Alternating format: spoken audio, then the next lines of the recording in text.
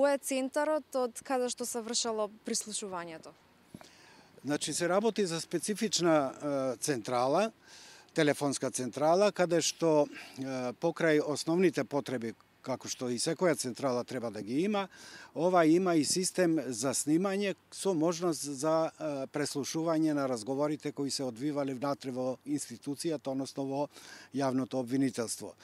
Од тој аспект, ова што се случува во последните години, како што имаме сега сознание дека од 2016 до денес се снимало секој разговор на хард дисковите, тоа значи им овозможувало можност на оние кои се на раководните позиции, пред се на државниот јавен обвинител и на техничкото лице кое морало да работи по наредби и сознание на шефот на институцијата, да ги преслушуваат сите разговори кои се одвивале внатре во институцијата.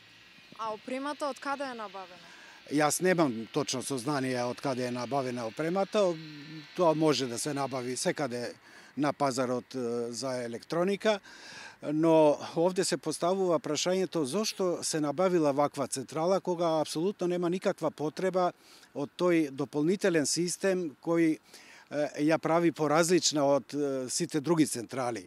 Тој систем исклучително служи за шпионирање, за преслушување, што и на кој начин се разговара меѓу вработените во институцијата и фактички се прави и кривично дело затоа што вработените не се опоменати дека се прислушуваат, тие фактички се ставени на пиедестал секој нивни разговор да може да биде преслушуван од страна на техничкото лице кој раководи со централата и секако тие информации да бидат доставени до шефот на институцијата, а понатаму и во различни меѓусебни врски и разноразни други посакувања, тие информации да бидат злоупотребени и од управата за контраразузнавање и од други институции државни кои имале можност да дојдат до тие информации.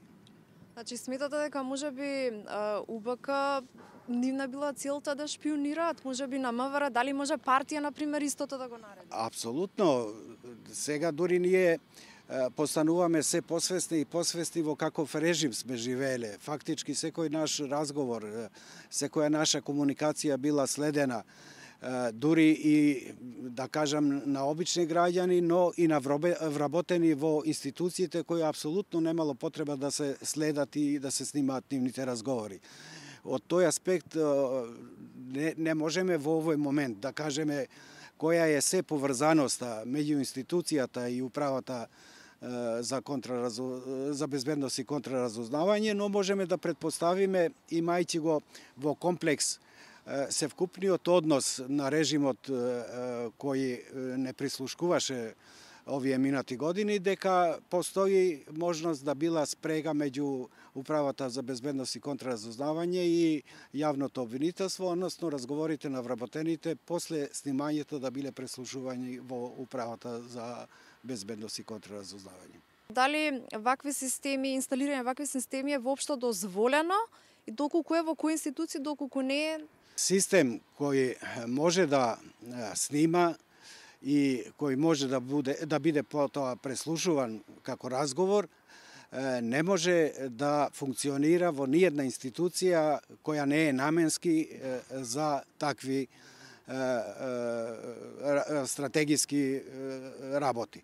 Од тој аспект, овде Управата за безбедност и контраразузнавање може да доаѓа до такви податоци преку институциите за врски и комуникации, но никако и било која друга институција внатре во Република Македонија, па од тој аспект ниту јавното обвинителство, нити пак кривичниот суд, како добивме информации вчера дека исто така располагал со таква.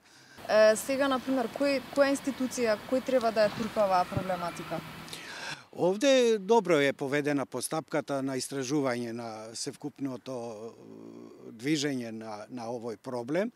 Значи, јавното обвинителство покрена истрага и треба да се очекаме да бидеме трпеливи до каде ќе дојдат со резултатите. Јас единствено можам да предпоставувам дека ова не се работи само од 2016 година, туку од времето кога таа е инсталирана, односно од 2013 година, и дека податоците кои постојат на хард дисковите од 2016 година се само посвежи податоци, а пред тоа можело да биде да имало информации од постар датум кои се избришани. Дали можело порано да се открие дека се вршело прислушување? Па секако дека можело доколку имало определени сомнителни околности.